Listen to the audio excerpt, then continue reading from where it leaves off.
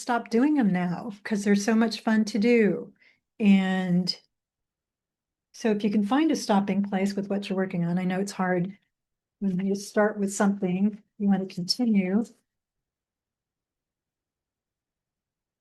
But I'll show you how I did this. And if you want to do it along with me, you can. If you want to watch the first one and then do the second one, you can. But I'm going to take this off camera because I'm going to spotlight myself.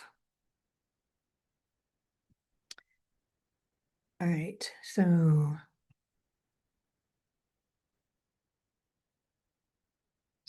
yeah, tell me if I don't have stuff in the right place.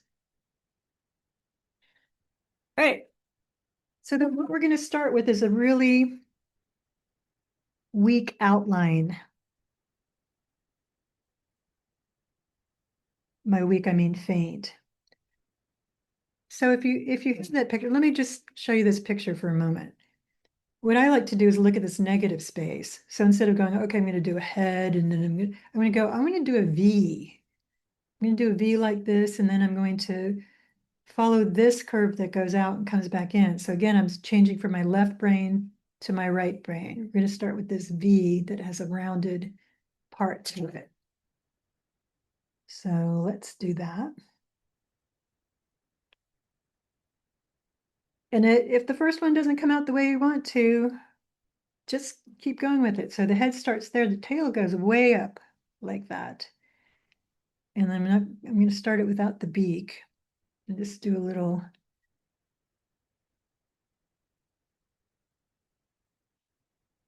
some leg things, a little bit more, and keeping that paint really light because I don't know if I want the outline to show or not. So that's the hardest part right there, is getting your chicken shaped the way you want it. I have a hard time delaying gratification, so I like to put this, I think it's called a crown, right? Chicken. There's some chicken experts here. What is this thing on the top called? It's the comb. The comb, thank you. So you can either stay with the design principle and make an odd number of little things coming up there, or you can always break the rules. I just want to know what it is before it's done. And then I'm leaving a lot of white in here, so there's room for those weird designs, but I'm going to work with some colors that work well together. So I'm actually going to start with some purple and make it pink with some white. So still pretty purple. I'm only going to take it up this far. Then this color seems to work pretty good with yellow.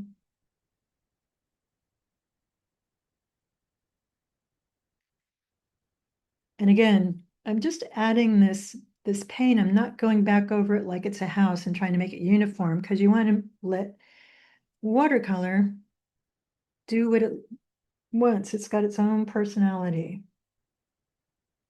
So don't try to control it too much. Just have fun with it.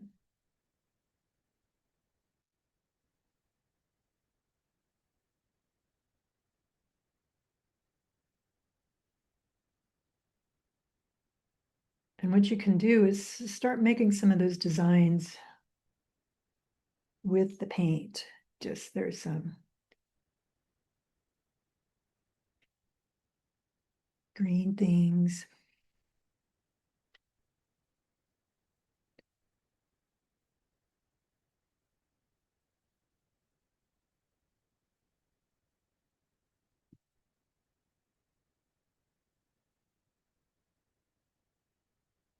Don't worry about washing your brush between colors. You can just fix your watercolors later.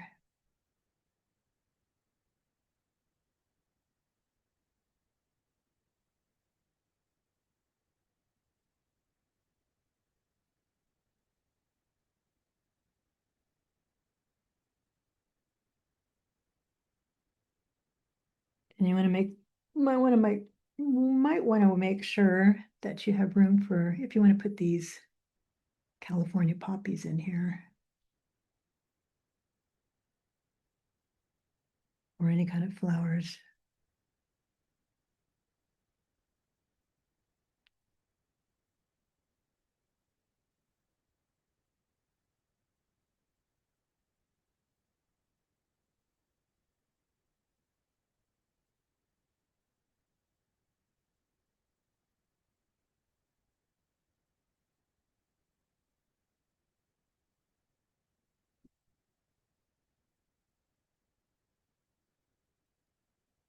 And just notice what you're liking about it. What feels good.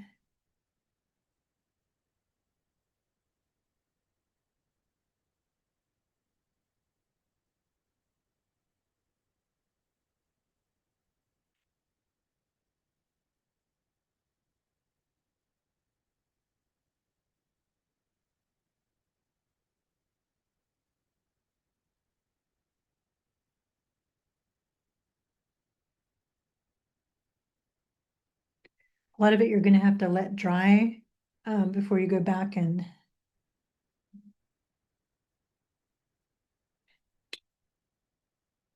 put some designs on it. You can use white gel pens if you have it, any kind of gel pens, any kind of, you might want to just do it black and white.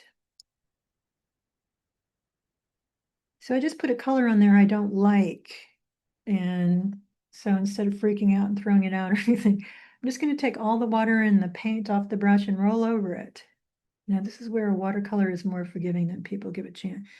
Actually, I like that little part staying there. But you can also add, one of the things about watercolor is being able to see the white of the paper through. If you feel like you don't have enough white, you can go back and use a thirsty brush to give it more.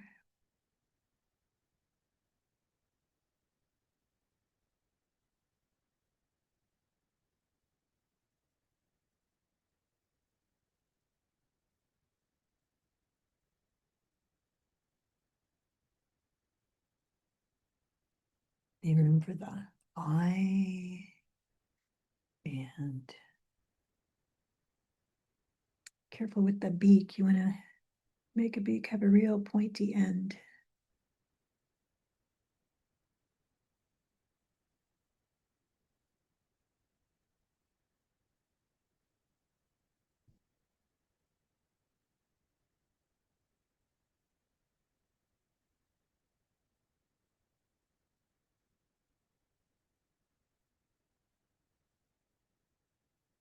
There's any little white spaces showing, might be a place to put a dot or a design.